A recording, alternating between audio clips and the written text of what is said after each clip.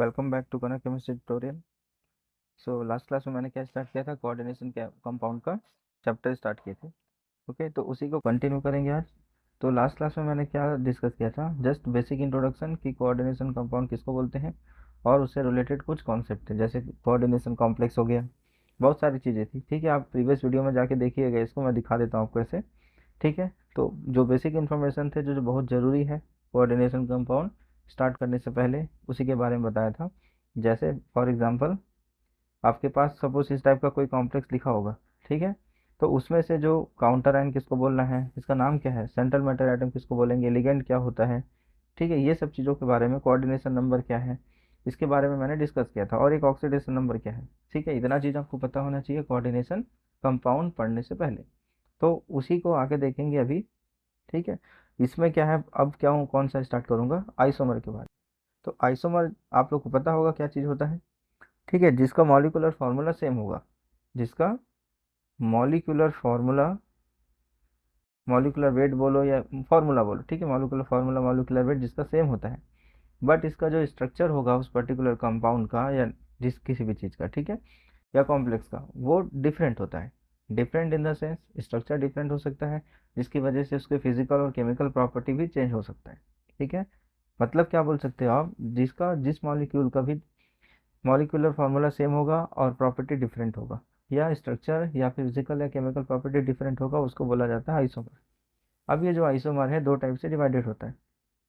ठीक है, structural isomerism और stereo isomerism. Okay, structural isomerism मतलब उसके स्ट्रक्चर के कारण यदि कोई उसमें चेंजेस हो रहा है, मॉलिक्यूलर फार्मूला सेम होना चाहिए बट उसके किसी स्ट्रक्चर में चेंज हो रहा है, तब उसको क्या बोलोगे, स्ट्रक्चरल आइसोमेरिज्म। और ये होते हैं इस चार टाइप के। ओके, तो आयोनाइजेशन आइसोमेरिज्म, हाइड्रेट या सॉल्वेट आइसोमेरिज्म, और लिंकेज आइसोमेरिज्म और कोऑर्डिनेशन आइसोमेरिज्म, ये चार टाइप के हो। इसको वन बाय वन डिस्कस करेंगे आज की क्लास में। ओके, स्टीरियो आइसोमर क्या होगा, दो टाइप का होता है ये। ठीक है, पहला क्या होगा, ज्योमेट्रिकल आइसोमर, और दूसरा होगा ऑप्टिकल आइसोमर। ज्योमेट्रिकल आइसोमर देखेंगे और ऑप्टिकल आइसोमर, ये दोनों ज़्यादा इंपॉर्टेंट है। ठीक है, आपके सिलेबस में भी है, और वाला ये वाला थोड़ा सा बेसिक इन्फॉर्मेशन होने से आप इसको बना लोगे। ठीक है, मतलब थोड़ा सा पढ़ के जाना। इसमें यदि बात करूँ आइसोमर में, तो optical isomer is most important. ठीक है, इसको एग्जाम में जब भी जाओगे पढ़ के जाओगे, और ये वाला इंपॉर्टेंट बोल सकते हो आप। ठीक है, ज्योमेट्रिकल आइसोमरिज्म मतलब अपने ज्योमेट्री के हिसाब से कैसे होता है वो अलग अलग देखेंगे, टेट्राहेड्रल, स्क्वायर प्लेनर, बहुत सारी चीज़ें होती है, उसको डिस्कस करेंगे। ओके, चलो मैं आगे बढ़ता हूँ अब। तो सबसे पहले देखते हैं आयोनाइजेशन आइसोमेरिज्म। आयोनाइजेशन आइसोमेरिज्म क्या चीज़ होता है, तो complex that give different ion in solution. यदि मान लो कोई दो डिफरेंट टाइप का कॉम्प्लेक्स है जिसका मॉलिक्यूलर फार्मूला सेम है, ठीक है, बट वो दोनों कॉम्प्लेक्स को यदि आप किसी सॉल्यूशन में डिसॉल्व करोगे, तो वो डिफरेंट टाइप के आयंस को, आयंस मतलब रिमोल होता है या शो करता है कभी भी। तो इस कॉम्प्लेक्स में देखो क्या होगा, इस कॉम्प्लेक्स का नाम कैसे लेते हैं ये मैं आपको आगे वाले क्लास में बताऊंगा। ठीक है, नॉमेनक्लेचर जिसको बोलते हैं, यूपीएससी नॉमेनक्लेचर कोऑर्डिनेशन कंपाउंड के लिए अलग होता है और डिफरेंट रूल होता है, सेम चीज़, तो उसको भी देखेंगे आने वाले क्लास में। तो इसका जस्ट मैं भी नाम ले रहा हूँ कि क्या हो जाएगा, जैसे पांच यहाँ पे कितना है ये बता चुका हूँ, किसको क्या चीज़ बोलते हैं। ये जो कोबाल्ट होगा ये सेंट्रल मेटल एटम है, ये जो लिगेंड होगा पांच अमोनिया लिगेंड जुड़ा हुआ है और एक ब्रोमीन का जुड़ा हुआ है, मतलब। ठीक है, तो यहाँ क्या बोलोगे, पेंटा अमाइन ब्रोमियम कोबाल्ट सल्फेट आ जाएगा, जो भी होगा। ठीक है, जब भी कोबाल्ट लिखोगे उसके बाद इसका ऑक्सीडेशन नंबर लिखते हैं। ठीक, मैं बताऊंगा, वो सब डिस्कस करेंगे बाद में। फिलहाल यहाँ पे जो देखना चाहते हैं वो देखते हैं फिलहाल। ये कोऑर्डिनेशन कॉम्प्लेक्स है जिसका यदि आप सोल्यूशन में रिसॉल्व करोगे तो दो डिफरेंट टाइप के आयन मिलेगा। ठीक है, इसमें क्या होगा, जो कोऑर्डिनेशन स्फीयर के अंदर में बंद होता है ना, वो पॉजिटिव चार्ज यहाँ पे शो करेगा, और ये सल्फेट आपका सल्फेट शो करेगा आयन। यहाँ पे क्या होगा, यहाँ पे सल्फेट अंदर है और ब्रोमीन बाहर है, इसका मतलब ब्रोमीन आयन यहाँ पे शो करेगा। तो डिफरेंट डिफरेंट आयन है कि ना इसके पास, इसलिए इसको आयनाइजेशन आइसोमेरिज्म की बात कर रहा है। आइसोमेरिज्म मतलब बता चुका हूँ क्या होता है, जिसका मॉलिक्यूलर फार्मूला सेम होगा।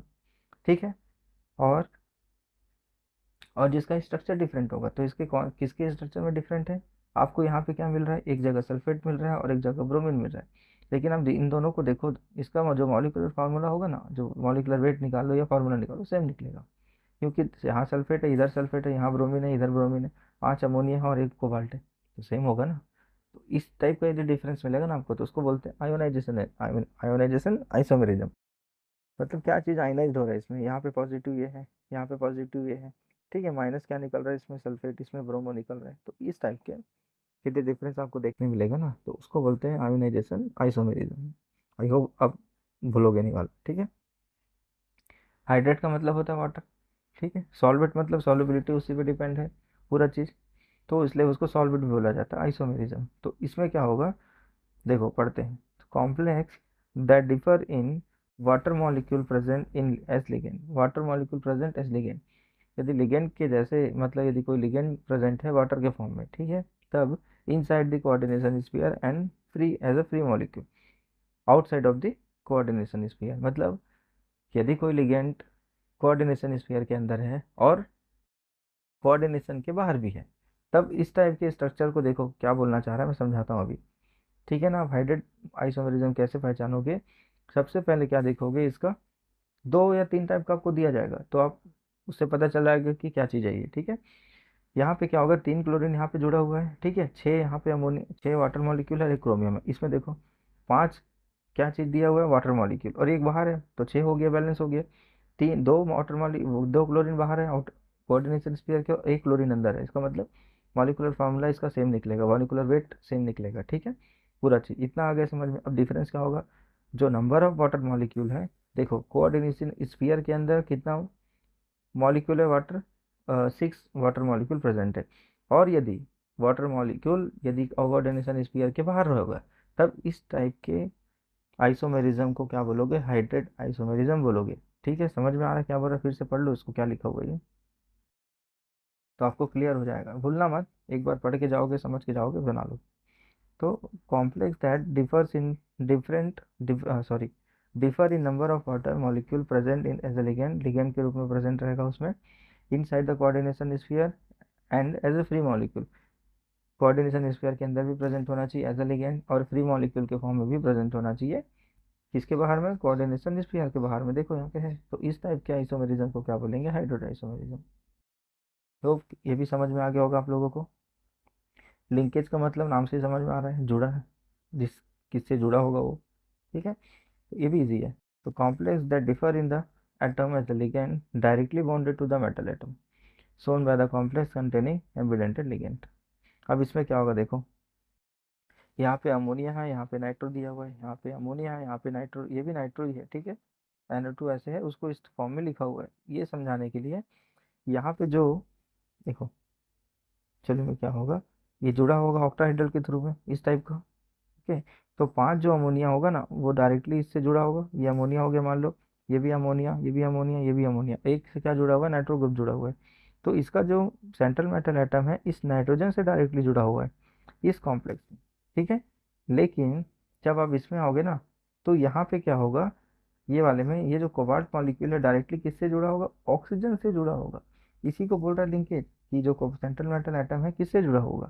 तो यदि इस टाइप का डिफरेंस दिखेगा आपको, कि एक कोबाल्ट सेंट्रल मेटल एटम है, मतलब मॉलिक्यूल तो सेम है इसमें दोनों, ठीक है, एक जगह ऑक्सीजन से जुड़ा है, एक जगह नाइट्रोजन से जुड़ा है, इस टाइप को क्या बोला जाता है, लिंकेज आइसोमेरिज्म बोला जाता है, ठीक है। नहीं तो मैं मान लो यहाँ पे NO2 लिख देता, तो आपको समझ कैसे आता, इससे जुड़ा हुआ है, इसलिए इसको इस फॉर्म में लिखा है, ये डी नहीं है, ओ है, ठीक है, ONO nitro.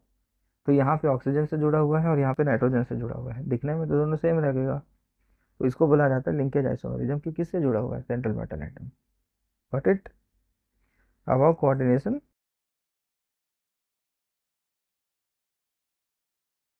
Coordination isomerism occurs when both positive and negative ions are complex ion, both किसमें होगा ये, when both positive and negative ion are the complex and two different isomer, two isomer different in ligands, दो isomer क्या होगा, different होगा ligand में, distribution in the two complex ion. अब इसमें एग्जांपल से समझोगे तो ज़्यादा अच्छे से क्लियर होगा, कि किधर दिया हुआ है कॉम्प्लेक्स, और एक इधर कॉम्प्लेक्स दिया हुआ है, अब इधर भी देखो, यहाँ भी कॉम्प्लेक्स है, यहाँ भी कॉम्प्लेक्स है, इन दोनों को डिफरेंस किया है, डिफरेंट मतलब डिफरेंस देखना क्या होता है। यहाँ पे 6 अमोनिया लिगेंड है जो कोबाल्ट से जुड़ा हुआ है, यहाँ पे 6 साइनाइड, साइनाइड बोलेंगे ना इसको, साइनो बोलेंगे उसको, तो साइनाइड मॉलिक्यूल जुड़ा हुआ है क्रोमियम से। अब इसमें देखो क्या होगा, यहाँ पे कोबाल्ट से जुड़ा है अमोनिया, यहाँ पे क्रोमियम से जुड़ा है अमोनिया, चेंज हुआ, और यहाँ पे कोबाल्ट से क्या जुड़ा होगा, साइनाइड जुड़ा होगा, बल्कि यहाँ पे कोबाल्ट से साइनाइड ठीक है, यहाँ कोबाल्ट से क्या अमोनिया जुड़ा हुआ है, तो यहाँ कोबाल्ट से क्या जुड़ा होगा आपका, साइनाइड जुड़ा होगा। तो ये चेंजेस आएंगे आपके कोऑर्डिनेशन स्फीयर में, कोऑर्डिनेशन स्फीयर के बाहर अंदर जैसा भी हो आपका। ठीक है, तो इस टाइप के आइसोमेरिज्म को क्या बोलोगे, कोऑर्डिनेशन आइसोमेरिज्म बोलोगे। ठीक है, ये ध्यान में रखना, एक बार पढ़ के जाना, समझ में आ जाएगा आप लोगों को। अभी चलते हैं आगे, यदि कोई डाउट होगा तो पूछिएगा कमेंट करके। अब आते हैं ज्योमेट्रिकल आइसोमेरिज्म, ये किस में आ जाएगा आपका, स्टीरियो आइसोमेरिज्म में। ठीक है, तो स्टीरियो आइसोमेरिज्म दो टाइप का होगा, ज्योमेट्रिकल आइसोमेरिज्म और ऑप्टिकल आइसोमेरिज्म। तो ज्योमेट्रिकल आइसोमेरिज्म का मतलब क्या होगा, ठीक है, तो अराइजेस इन हेट्रोलेप्टिक, हेट्रोलेप्टिक मतलब समझ गए, मैं पहले बता चुका हूँ, जिसमें दो टाइप का लिगेंड प्रेजेंट होगा, दो या दो से ज़्यादा टाइप का लिगेंड प्रेजेंट होगा, सेम टाइप का लिगेंड नहीं होना चाहिए। जैसे अभी देख रहे हो ना, NH3 यदि मान लो 6 है, ये एक सेंट्रल मेटल एटम से जुड़ा होगा किसी से, तो पूरा जो लिगेंड है ना वो कम्प्लीटली अमोनिया का ही है, तो ये होगा आपका होमोलेप्टिक। यदि हेट्रोलेप्टिक आपको करना है तो अमोनिया के साथ मान लो क्लोरीन जुड़ा है, या कोई NO2 जुड़ा है, या फिर कोई और चीज जुड़ा हुआ है। ठीक है, दो या दो से अधिक डिफरेंट टाइप के लिगेंड जुड़े होने चाहिए, तो उसको क्या बोलते हैं, हेट्रोलेप्टिक कॉम्प्लेक्स बोला जाता है।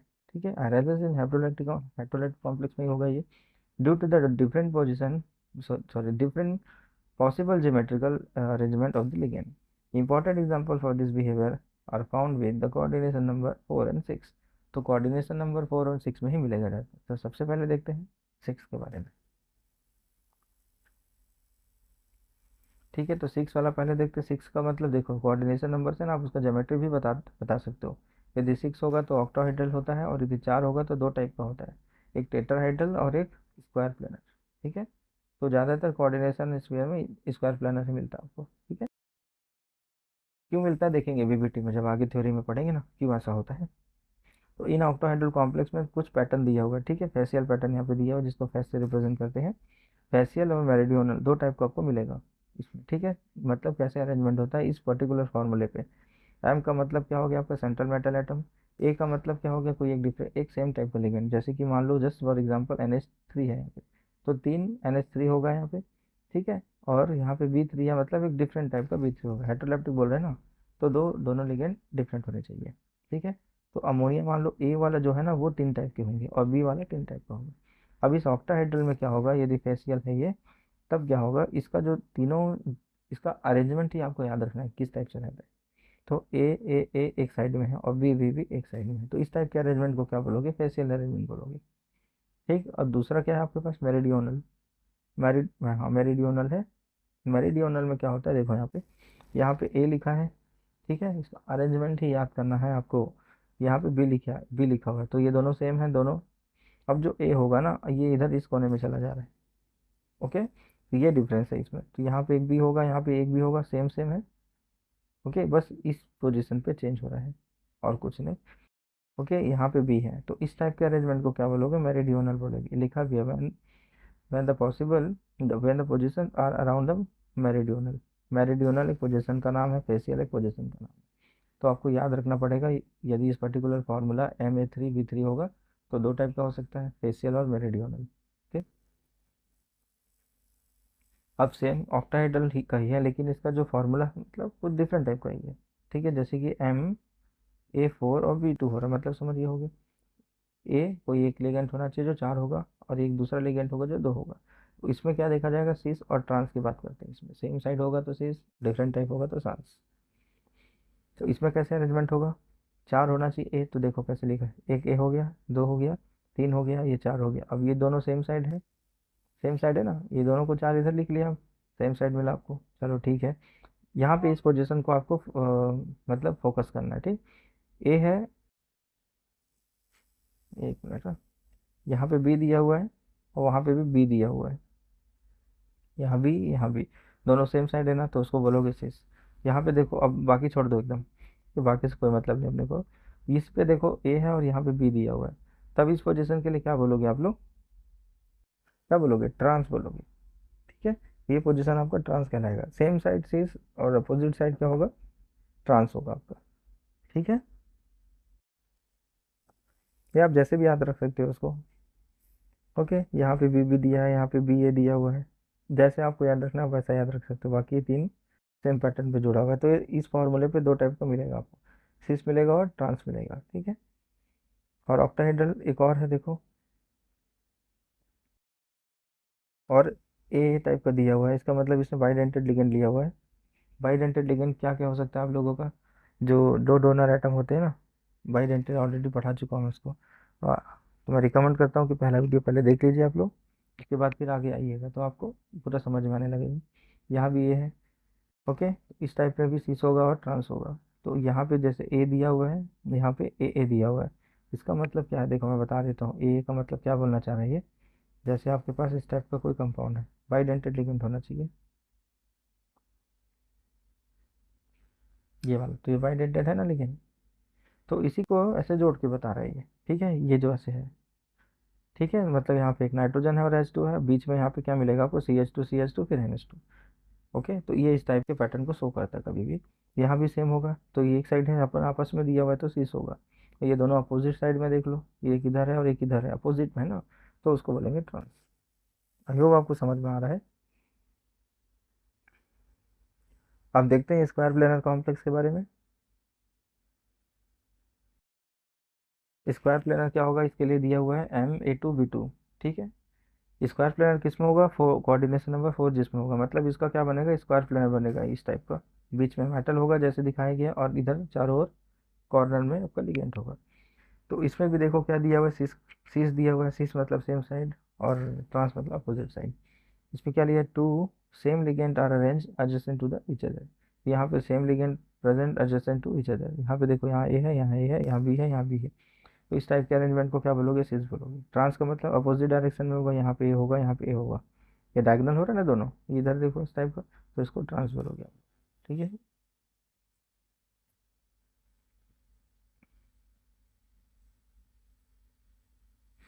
अब आपका ये आया M A2BC, मतलब सेम इस टाइप का, ठीक है। तो यहाँ पे भी सीस होगा आप लोगों का। अब इस केस में सीस कैसे देखना देखो, ठीक है, ऊपर देखो सेम साइड है दो एटम, तो ये सीस हो जाएगा। यहाँ डिफरेंट एटम, ये अपोजिट साइड ऐसा बोल सकते हो, सॉरी, यहाँ पे ए सेम साइड है और यहाँ पे ए अपोजिट साइड में डायगोनल है, ये वाला, तो उसको क्या बोलोगे, ट्रांस बोलोगे। तो इस टाइप के रीअरेंजमेंट, अब रीअरेंजमेंट को याद रखना आपको, इस टाइप के पर्टिकुलर रीअरेंजमेंट है तो कितने टाइप के हो सकते हैं, सिस और ट्रांस में कैसे बनेगा आपको, यही बोल रहे हैं। और जिसमें डिफरेंट होगा तो डिफरेंट ही होगा पूरा। These isomer are oftenly obtained by the selecting one ligand A, then placing the remaining three ligand B, C, D, one by one trans to ligand A, and so these three isomer 2 has the as 2s and 1 trans। 2 क्या दिखाएगा, सिस की तरह, और 1 दिखाएगा trans की तरह। ये है, इसमें ज़्यादा वो नहीं है, डिफिकल्ट नहीं है, टेंशन नहीं। एक लिगेंड को पकड़ना हो, बाकी कंटिन्यू से BC करके रख देना, ABC करके,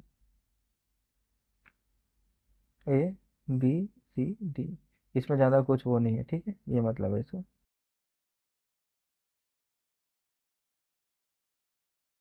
ठीक है, चलो आगे चलते हैं हम।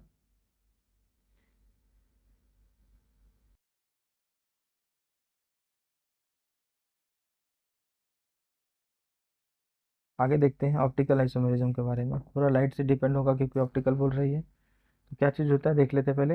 Occurs when a complex is represent by two different structure which are non superimposable non superimposable mirror image of each other, called enantiomer. मतलब पर्टिकुलर जो आपका ऑप्टिकल आइसोमर होगा वो एनांसियोमर पे बेस्ड होगा, ठीक है। इनांसियोमर किसको बोलते हैं, ये सब के बारे में मैंने ऑलरेडी वीडियो बनाया है, ठीक है, आप ऑर्गेनिक के पार्ट में जाके देख सकते हैं इनांसियोमर के बारे में। देखो, इनांसियोमर में मैं यहाँ भी बता देता हूँ, तीन चीज़ें आप लोग याद रखना। जो भी कंपाउंड आपको दिया रहेगा उसमें तीन चीज़ आपको चेक करना है, ठीक है। पहला ये देखना कि वो पर्टिकुलर जो है वो कायरल कार्बन है या नहीं है। कायरल कार्बन, कायरल कार्बन क्या होता है, सपोज आपके पास एक कार्बन है और वो चार बॉन्ड से जुड़ा होता है, चार वैकेंसी होता है ना उसका। मान लो एक जगह OH से जुड़ा है, एक जगह Cl से जुड़ा है, एक जगह NH3 से जुड़ा है, ठीक है, और एक जगह फ्लोरीन से जुड़ा है। मतलब यदि कार्बन के चारों बॉन्ड यदि डिफरेंट डिफरेंट एटम या किसी मॉलिक्यूल से अटैच्ड है, डिफरेंट डिफरेंट एटम या मॉलिक्यूल से अटैच है, तो उस कार्बन को क्या बोला जाता है, कायरल कार्बन बोला जाता है। तो ये वाला सबसे पहले ये देखना कि जो उसके कार्बन है वो चारों बॉन्डेड क्या डिफरेंट डिफरेंट एटम से जुड़े हैं या सेम एटम से जुड़े हैं, ठीक है। यदि मान लो इसकी जगह क्लोरीन की जगह मान लो फ्लोरीन होता तो ये सेम सेम हुआ ना, तब इसको नॉन कायरल बोलते हैं, नॉन कायरल कंपाउंड हो गए, नॉन कायरल, हाँ कंपाउंड भी बोलो कार्बन भी बोलो, समझ गए, समझ गए होगे। तो कायरल कंपाउंड होना चाहिए। और जो मॉलिक्यूल दिया रहेगा आपको, दो मॉलिक्यूल, वो दोनों एक दूसरे को नॉन सुपर इम्पॉसिबल होने चाहिए, जैसे इसमें दिखाया हुआ है, ठीक है। Non super impossible mirror image होना चाहिए, ठीक है। एक तो मिरर इमेज ही होगा, और एक नॉन सुपर इम्पॉसिबल का मतलब ये होता है कि वो एक दूसरे का ओवरलैपिंग नहीं होना चाहिए, ठीक है। एक दूसरे का ओवरलैपिंग नहीं होना चाहिए। तो नॉन सुपर इम्पॉसिबल दूसरा हो गया, और तीसरा क्या होगा आपका, मिरर इमेज, दोनों एक दूसरे का मिरर इमेज होना चाहिए, तब उस पर्टिकुलर कंपाउंड को क्या बोलेंगे, एनांसियोमर बोलेंगे। यदि ये तीनों को क्राइटेरिया को क्या कर रहे हैं, सेटिस्फाई कर रहे हैं, ठीक। अब चलते आगे। तो the molecules or ion that not superimpose are called chiral, ठीक। ये भी अभी जो बताया मैं आपको। तो ये दो टाइप का मिलेगा आपको, ठीक है। एक डेक्स्ट्रो रोटेट, डेक्स्ट्रो बोलते हैं, और एक लीवो बोलते हैं, ठीक है। डेक्स्ट्रो का मतलब हो गया राइट साइड, लीवो का मतलब हो गया लेफ्ट साइड। तो ये क्या बोल रहा है, rotate plane polarise light to right side, right direction में मतलब टर्न करता है। सपोज आपके पास इस टाइप का सैंपल है, और यहाँ से कोई लाइट पास कर रहा है, तो इस सैंपल के नेचर की वजह से यदि ये इस लाइट को राइट डायरेक्शन में टर्न करता है तो उसको क्या बोलोगे, डेक्स्ट्रो रोटेटरी, ठीक है। लेफ्ट डायरेक्शन में टर्न करता है तो उसको बोलते हैं लियो, या लियो रोटेटरी बोला जाता है, यही बात बोल रहा है इसमें, ठीक है। And rotate the plane polarise light to left side. अब इसमें देखो क्या होगा, ऑप्टिकल आइसोमर, ऑप्टिकल आइसोमर में यहाँ पे भी ऑक्टाहेड्रली शो कर रही है, ठीक है, जो पहले देखे थे। तो ऑप्टिकल आइसोमर देखो एनांसियोमर होना चाहिए, इस बात का याद रखना जरूर। तो एम कोई भी टाइप दे इसमें, ए टू और बी टू दिया हुआ है, तो ये सिस बनेगा एक। और एक यहाँ पे क्या बना रहा है, ये भी सिस टाइप ही है, ठीक है। देखते हैं इसको, देखो। अब यहाँ पे ये जो दिया ना, ये मिरर इमेज है। अब मान लो इस कंपाउंड को, पहले ये देखो कि ये, देख, ये क्या होगा, एम है, ये अच्छा ठीक है। यहाँ पे अलग अलग लिगेंड है, जैसा भी देख लेंगे यहाँ पे, ठीक है। ये दोनों एक दूसरे का क्या होना चाहिए, मिरर इमेज नहीं होना चाहिए। तो यहाँ पे इसको उठा के यदि मैं इस पर डालूँ तो यहाँ पे ए आना चाहिए, यहाँ पे ए आ रहा है, तो ये यहीं से समझ में आ गया कि नहीं होना चाहिए, ठीक है। तो इसका ऑप्टिकल आइसोमर का कैसे बनेगा, इस टाइप बनेगा आपका, ठीक है। और आगे देखो, इस फॉर्मूले के लिए ये जो टाइप है उसके लिए क्या बनने वाला है, तीनों टाइप का बनेगा इस टाइप का, ठीक है। ये वाला हो गया आपके पास। और इस फॉर्मूले के लिए इस टाइप का बनेगा। तो उसको याद रखना बस, इसी से आपको समझ में आ जाएगा क्या चीज़ बोलना है, क्या चीज़ नहीं बोलना है आपको, ठीक है। तो मैं इस वीडियो में सेकंड पार्ट में बस यहीं तक का कवर करता हूँ, ठीक है। आइसोमर के बारे में इसको आप लोग पढ़ना, फिर समझ आ जाएगा आप लोगों को, ठीक है। Optical isomer, geometrical isomer, octahedral, square planar, इसको दोनों को बता दिया। पढ़ के जाना, एक बार रट के मत जाना इस पोर्शन को इतना। और आपको ये किसका स्ट्रक्चरल आइसोमरिज्म का टाइप बता दिया, ठीक है। तो आज के वीडियो में इतना ही कवर करता हूँ, मिलते हैं नेक्स्ट वीडियो में, तब तक के लिए थैंक यू।